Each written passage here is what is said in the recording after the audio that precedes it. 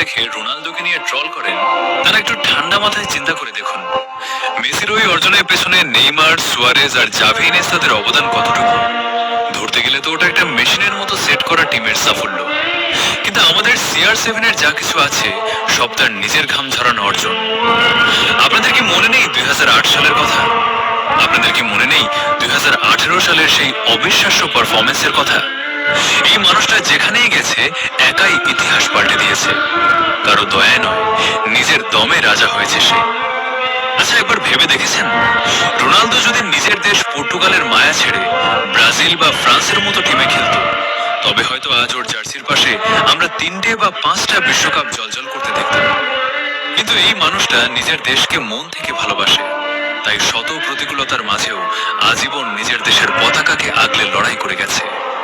মনে রাখবেন, ট্রফি গুনে খেলোয়াড় চেনা যায় না, কলিজা দেখে রাজা চেনা যায়।